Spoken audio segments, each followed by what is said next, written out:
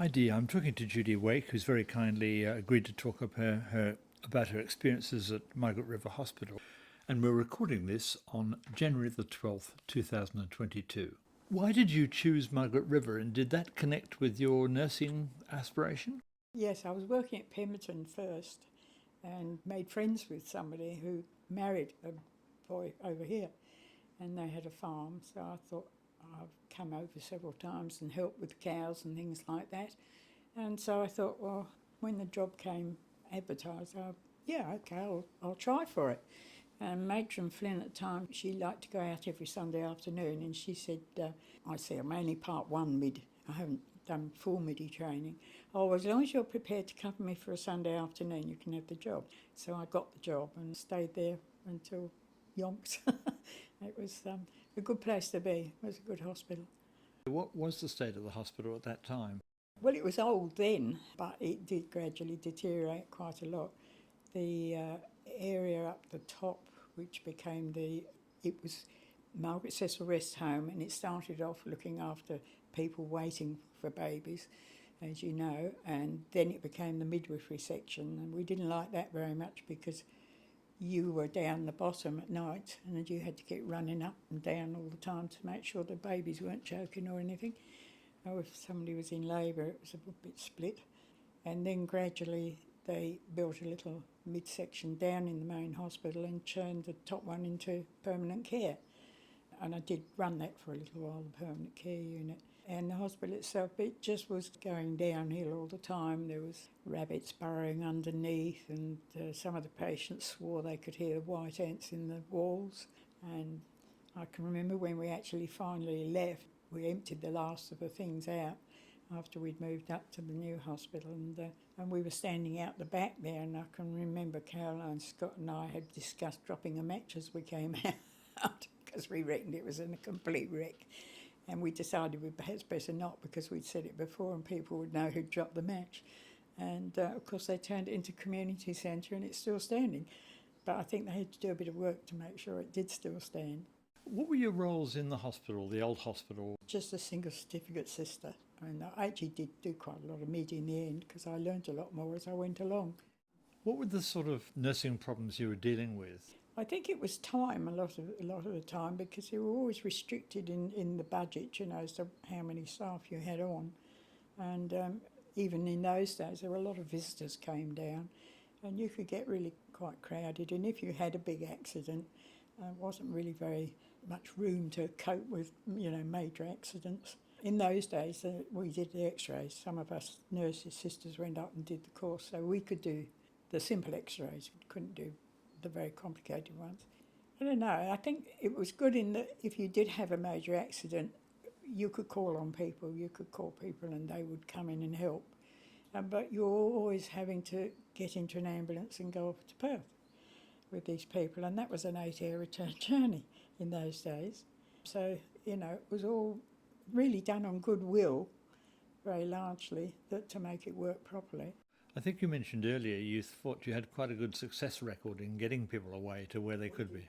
We did. The doctors were very good.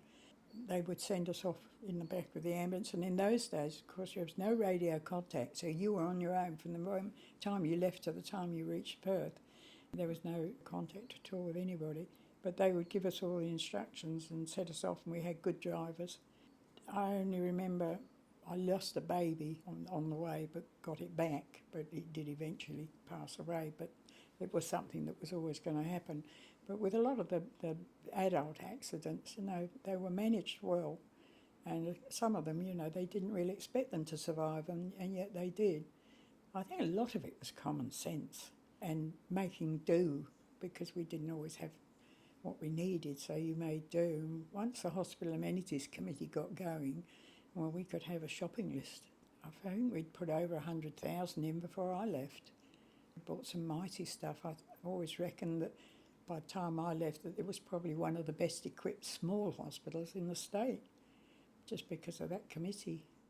You've mentioned, I think, somewhere that in the 1960s there were times when you didn't have doctors or enough of them. Oh yes, we did have a spell there. Dr. Wilson got sick and he went. Dr. Williams was down in Augusta, and we had no one for a while, and Dr. Williams would come up And then we had Dr. Cullen. And that's all we had. And at one stage, we just got to the stage where they were going to close us down. And they had advertised in Ireland, in England, and Dr. Lagan and Dr. Sheridan saw it and decided they would come. So they came. And I think that was a bit of a cultural shock too. I can remember showing John Lagan round, and I think he went off in a bit of a daze. But they were lovely, and they were so good because for years they never had a holiday together, and it didn't matter when you called them, they would come. But Dr. Sheridan would be there very quickly in a nightie and dressing gown, and Dr. Lagan would be a little bit slower, all done up in his suit and tie and everything. I'm not sure he didn't even shave. They were wonderful doctors. Did you have a surgery at the hospital? Oh, yeah. We did surgery at the hospital. Oh, yes, they did hysterectomies and all sorts of things. And I don't remember us ever having a problem with any of them because Dr. Sheridan was, I think, the second highest qualified obstetrician in the state at that time. He was very good with children. And I think between the two of them, you know, they just made a really good cover. In the end, he got a surgery in Mandurah and he would work there from Tuesday to Friday. And so she was on her own then. And, you know, it's a big burden. It's a really long time to be on your own and on call all the time. So, they had 3 children and you'd call them out any old time, you know, when she was trying to cook dinner for visitors or kids' birthdays, and she just had to drop it and come. How were the doctors housed when they came here? Were they living near the hospital? The council actually gave them a house. Then they bought Better House out on the road to the coast, because that was much more to their taste. It was a really nice house and they had good taste and they had collections of antiques and things. You've also mentioned a locum, Dr. Stevenson. Dr. Stevenson was a little pom and he was a man of small stature and he was lovely. He was really good and he would pop up. He would come in at night time and he would take his shoes off because they would drive into that little area near the casualty where the ambulance came in and come along the walkway. And of course he didn't want to disturb the patient, so he used to take his shoes off and so he would appear out of nowhere and make you jump. He was old-fashioned, but he was really good and he had some lovely ideas. He actually had an idea of starting a trade. I think it was making something. I have an idea it was footwear. And he said we could start that, you know, and that would give the youngsters something to do, you know, some trade. But it never got off the ground. But he wasn't there for very long. But I did like him. I can remember taking my son there and he got me to put a mustard plaster on. Well, you don't do mustard plasters. Even in those days, they're a bit old-fashioned. It worked like a charm. And if people had ulcers on their legs, he'd tell them to go down to the sea and put their feet in the water. And it's true. The seawater does more for them than anything else. Social life. Were there social events at the hospital? Yes, we had our parties, and in later years, I think every year they had a hospital dance in January, which my husband used to play for. And every now and then they would have a fun event, and they'd get the doctors and make them dress up, and they'd do skits about the doctors and all that sort of thing. And it really made it a little bit more like a family. And when newcomers came, it took them a little while to realise, you know, how to go with it. But it was the same. I mean, we knew the domestic staff, you know, they were our friends. You didn't treat them as domestics, you know. They were just as important as the matron, really. And they used to help. If you were busy, they'd come and make some beds for you, which wasn't their job. And if they were busy and we weren't, we'd go and get trays out for them. So you just worked together. And actually, if it wasn't for them, that hospital would have looked horrible by the time we left. And they kept it clean and nice and put little vases of flowers in the loo and things like that, just to give it a lift. We've talked about housing just now. How were you housed as a nurse? Where the place at the front of the hospital is now, that was our nursing quarters, and now they've got several offices there which they use for dietitians and things like that. And the Red Cross was in there for quite a long time, and they were quite nice rooms. And we had a nice sitting room, we had a kitchen, we could cook a little bit there. No, that was fine, it was very nice. What about relationships in the hospital? You've talked a bit about this already, but was there a kind of hierarchy or was it more democratic? Much more democratic. You know, I don't ever remember a sister saying, nurse, get a bedpan. You know, if somebody asked for a bedpan, you went and got it. unless you were doing something sterile or something. But, you know, it was much more of a level. You know, you didn't treat people in a hierarchical way. Do you think that was part of the sort of way Australians lived as compared to the country you'd come from? I don't know. I think even in where I was, you became a family, especially in the smaller hospital where I trained. I trained split between a big one and a small one. The big one was very much more unfriendly, but the smaller hospital was much more friendly, and we worked together as a team. And I can remember, I mean, some of the sisters were really, really good, and there was one particular one in the male ward, and she was a dragon, but she was a good dragon. And I can remember a couple of things happening there. She lost her temper one day, and I was making bed somewhere, and she just dropped this thing on the floor and turned around and said, "Pick it up." And I said, "You dropped it, you pick it up." And I thought, "Oh my God, what have I done?" And she laughed. But I can also remember a time when we had a fella in, and he had a mastoid infection, and he was all over the place. He was fitting and screaming, and we literally held him down for about 11 hours before they managed to get him into theatre. And then Sister said, "Well, we better hang around because we don't know what's going to happen. We don't know what's going to happen when he comes back. We can't leave it to the night staff." And so we hung around, and he died in theatre. But I always remember she said, "Well, we can do no more." So we laid him out, and that was that. And she thanked us very nicely, and I thought, she didn't go away and leave us. She stayed with us for the whole time. And it's the fact that they gave you an ideal to follow, an example to follow, which was good. Just in context, was that in England or here? That was in England, yeah. Funding, was that a problem throughout your time? It's always been a funding. When we we realised we needed a new hospital in 1976. I was on the Hospital Amenities Committee, and for the next 18 years I was writing letters, trying to get us a new hospital. We ended up getting it, as you know, years and years later. You think to yourself it was a bit ridiculous because it was quite obvious that the place had grown, but what had happened was that they had originally planned a new hospital for Augusta, and they'd already done one for Busselton. And I think their attitude was you can't have one every 30 miles up the coast, which was a legitimate argument. But of course we just blossomed, and we were just getting so crowded, and it was unhygienic for a start. And you'd be walking up and down with a trolley and going up and down the passage like that, and night time you'd crawl down the edges of the thing when you were doing your night rounds, because if you walked down the middle you creak the boards and the patients would wake up. There's silly things like that, but it really was getting very dour. You could argue too, couldn't you, that you had a very big hinterland. You had the farms to the east and the coastal communities. You had a big area to service. Yes, it was a big area. And of course the ambulance, well, we used to go out with the ambulance in the beginning, and the ambulance drivers were excellent, and we really needed them because those trips, I can remember one particular trip, and the blokes had gone out to the coast. They'd rescued this girl from the cliffs, or helped, brought her into the hospital, and we were transferring her up to Perth, and I was with them. And when we got there, we got to RP8, I went and asked at the little survey if we could have a meal for the men, for the drivers.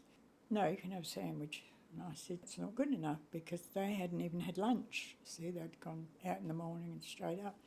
I said, "And I'm not driving home with two drivers with low blood sugars and going off the road and killing me, thank you very much."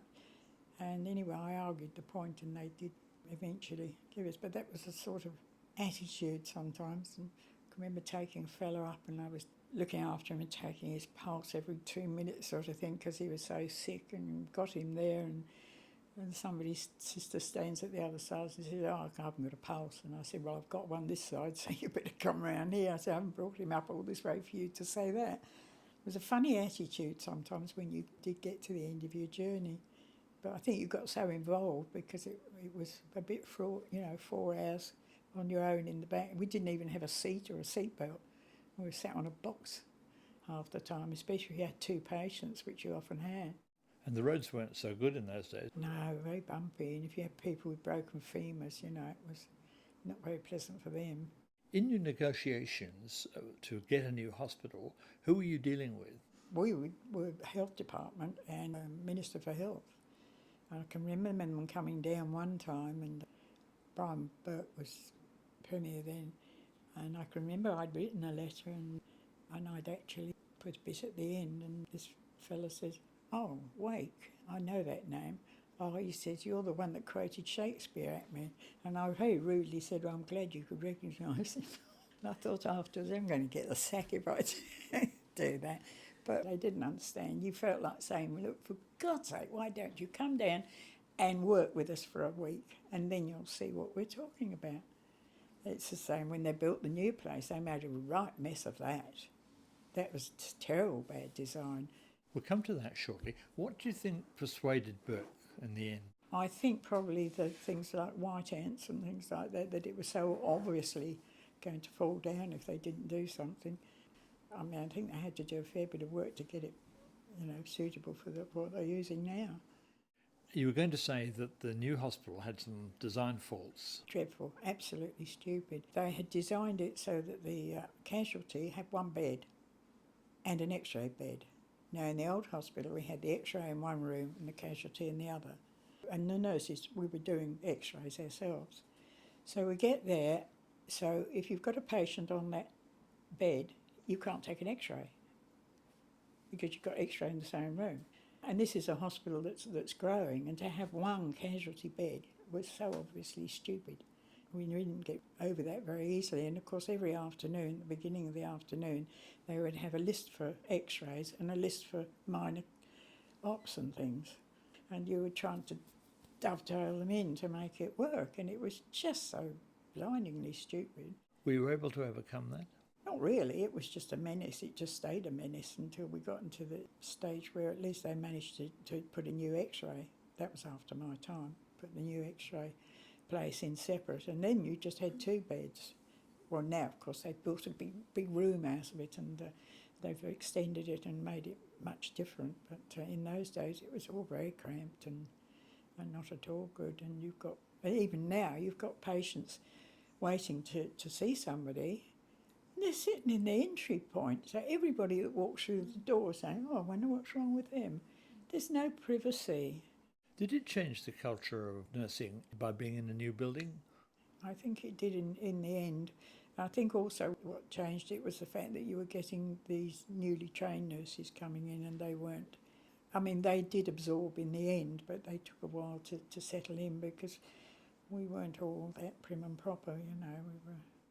Do you think there was a difference between nurses who'd only worked in metropolitan areas coming to a country area? We had to train them. They weren't used to doing and they were good. They were lovely girls, but they didn't understand our culture, especially when we got a bit naughty. Had a bit of a laugh. What were the most severe cases you had in your memory of both hospitals? I don't know, there were so many. There were some really bad accidents, and there was people that came in and just, you couldn't do anything wrong at all. It's a bit hard to tell, that one. I can't remember any specific ones. I can just remember that there were a lot of them. There was accidents from fallers, falling under trees and things like that came in. There was motor accidents. That was one that was bad. That was in the old hospital. And there was 4 people from that one, and of course even then we were battling to cope with that. It's very difficult in a small place to give everybody the care they need. I mean, you'd call extra people in and people would come in and help. And the worst thing, which I wasn't there for, was the cliff accident. And that had a bad effect on a lot of the girls. The one at Greystone. You were talking earlier about you were in charge when they moved. Talk to us about the move and how you organised all that. Well, there was these 2 blokes from Busselton who was virtually in charge of all this business, and I had been in charge for a little while, and I used to have to go up to the new hospital from the old hospital every evening.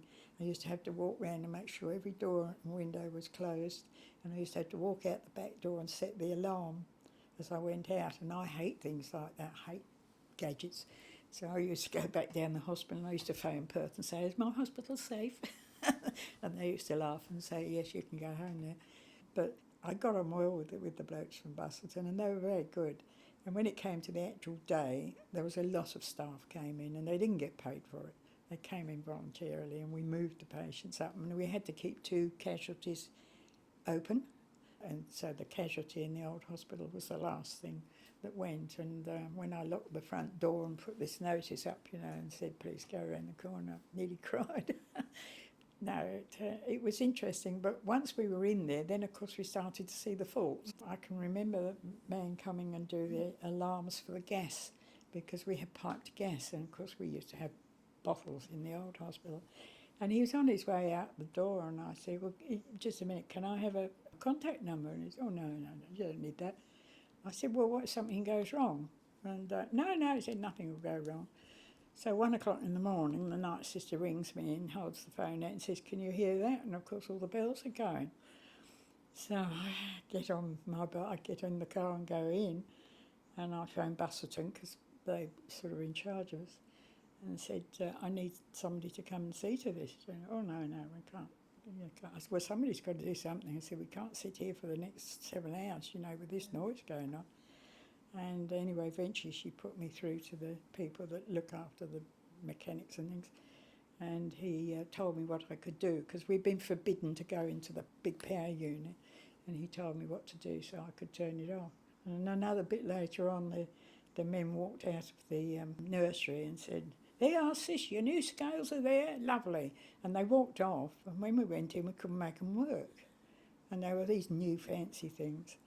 Couldn't make them work at all. Went and got a thing of sugar from the kitchen. I'm trying, no, couldn't get anything. So I phone up Buster and say, look, these men have just taken off. I said, I can't make these scales work. I said, and the orderly can't make them work. Anyway, went and thought about it, and he rang me back and he said, have they taken the travel screw out? And I said, what's a travel screw? I said, no, they hadn't taken the travel screw out. Just things like that, But the girls were very good. They worked really well. And we didn't have any major incidents in the middle of it all, but it was all very strange. The ones that really suffered were the oldies.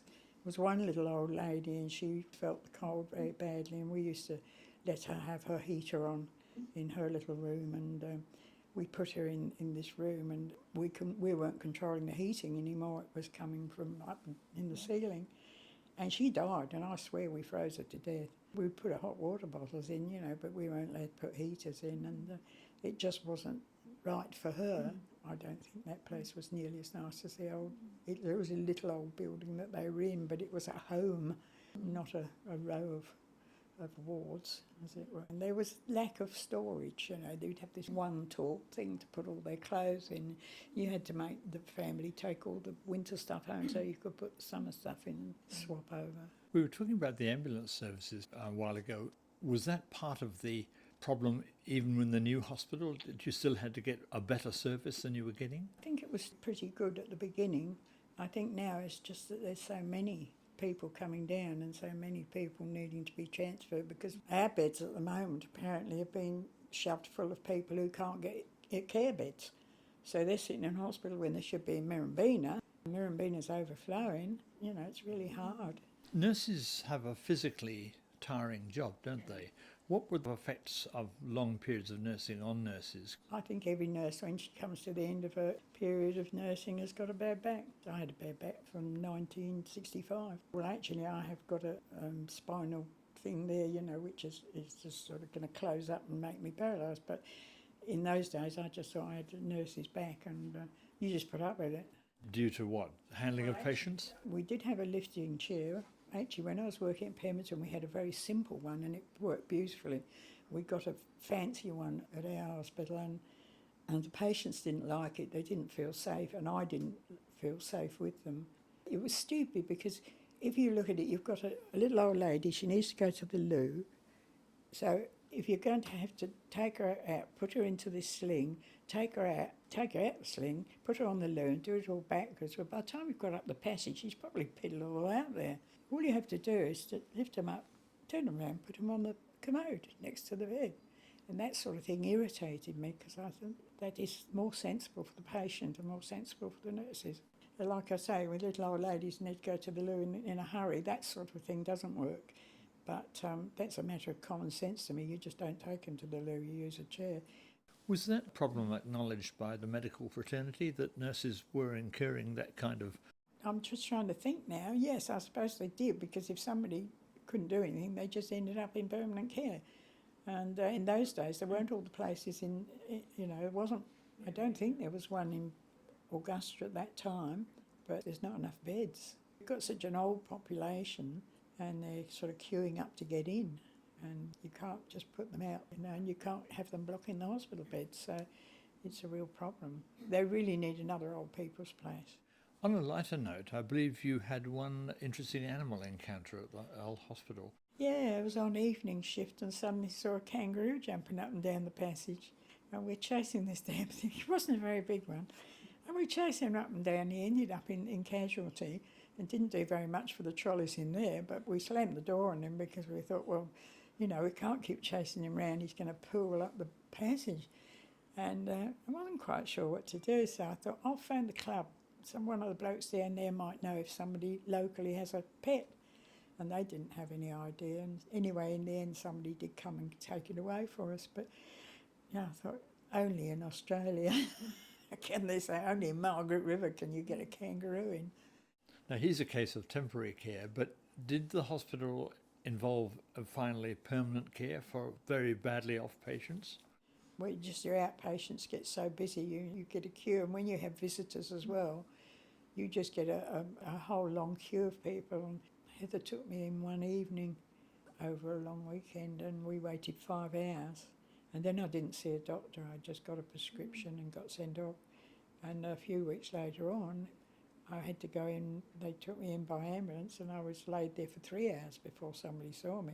And it's not their fault because the doctor was racing around like a hairy fairy, It's just overcrowded, and you get people coming in from Perth and they really are strange, People come in and say, can I use your laundry? Or can I have a bath? Or I've forgotten the baby's milk, can you give me some milk because the chemist is closed, and that sort of thing. There's just so many of them there, and they'll come in with a thing and you look and you say, well, if that had been me, I would have spat on it and put a Band-Aid on, little tiny things. Margaret River is growing in numbers. More and more people are coming to live here. What was the effect of that on the hospital? It was improved to a degree. I think they improved the body hold. At one stage, they had a body hold place there.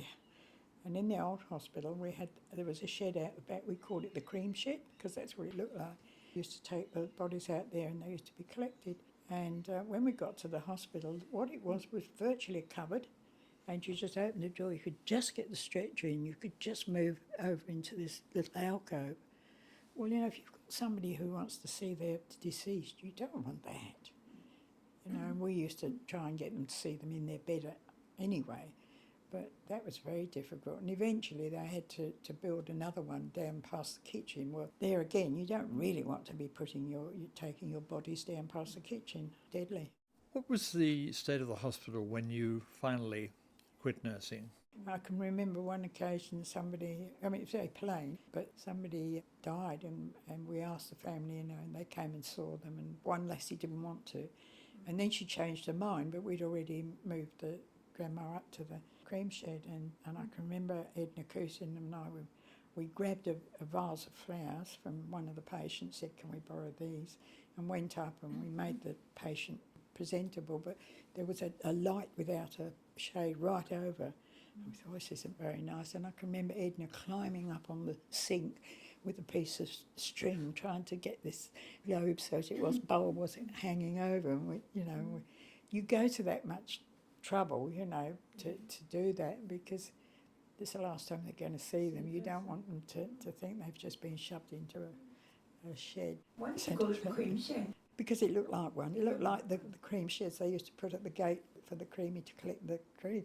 And that's what the people used to call it. And of course we had the laundry was on the way there too. And that was a beautiful laundry with this great drying shed. And the linen was lovely. It was all white and fresh. And then they shut the laundry down and sent it all to Busterton. And when you send it to Busterton, you send good stuff up and get rubbish back. And you've only got a ration, you've just got a trolley. So if you have accidents and you're running out of linen, you've got to send the all out to get some more linen. Goes down after that, but it was a silly move. And it wasn't I don't think it saved anything. And at one time they were even talking about having prepared meals. And that would have been dreadful. Called the cream shed, which was the mortuary. Did you use that until you actually left? Yes, all sorts of different things, different beds, new beds, and there was a new room that they fitted out with a special bed, a special chair, a bit like my fancy chair over there, and people who were dying could be in that room, and it meant that the relatives could stay. They could sleep in the chair, we'd feed them, all the rest of it.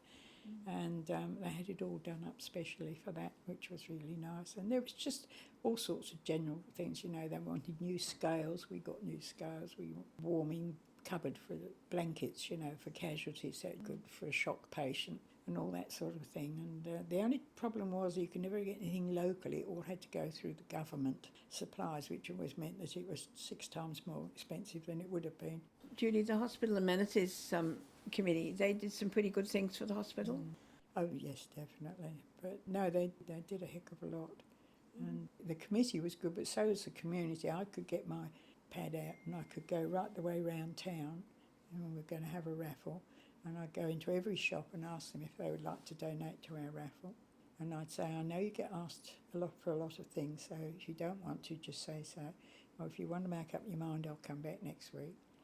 And nearly always I got really nice donations all the way around town. And I'm sure in the end they'd say, oh, look out, there's this fat one with her pad. But they really were very, very good indeed. And it meant a lot because we raised a lot of money through those raffles and things. And we had a fete, and people were remarkably helpful with that. And we raised several thousand that day at auctions, and people give us wine. And did that go on when you got to the new hospital? Well, the committee's still there, yes, and they still, but I think now that they've branched out and they've actually got on to different people.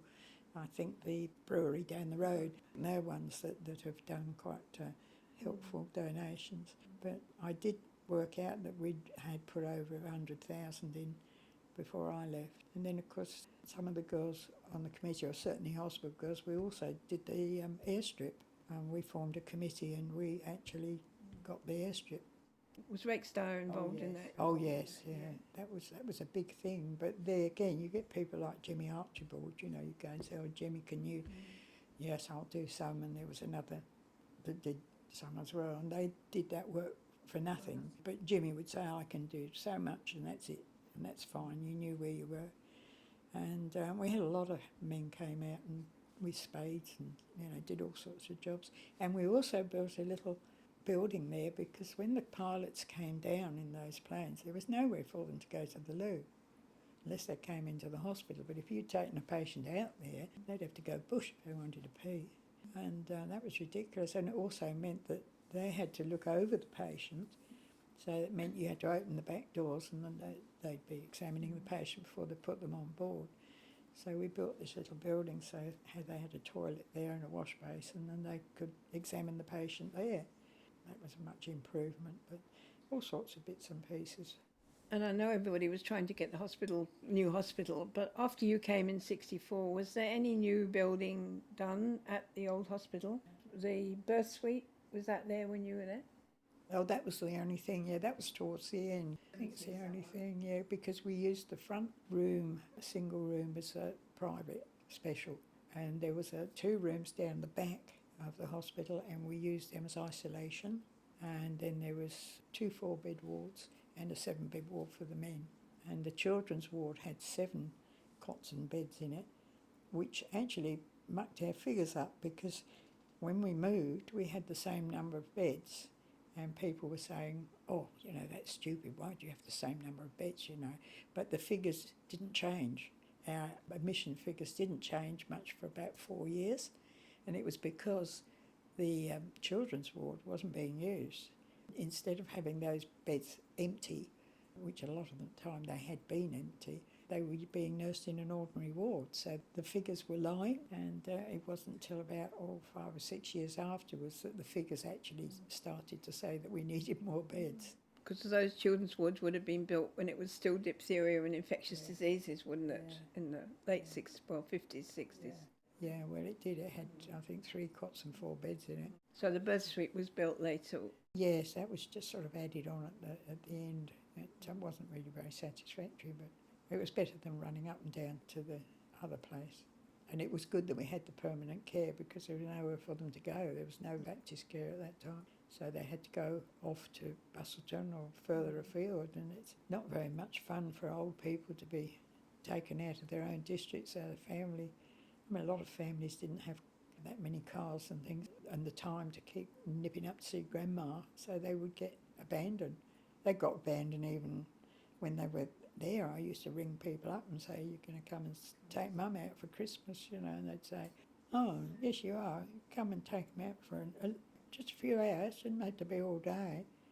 Not go in and do all their hair up and bathe them, and they'd have to come in and get them because, you know, people can get forgotten very easily, and it's hardly fair when they've looked after you all their life, but people get so involved in what they're doing that they just forget. Judy, looking back on a nursing career, would you have had any other choice of career, do you think? What was satisfying to you about nursing? Just looking after people, I think. You can make such a difference just by being kind. You don't have to be clever, just be kind. But nowadays, you know, I mean, in my time, we didn't have all these little private rooms. You had a ward full of people. If somebody got out of bed, you went and tied the bed up for them, checked that they were all right, if they'd been to the loo, etc. All that sort of little thing. Judy, thank you very much for sharing a lifetime of nursing.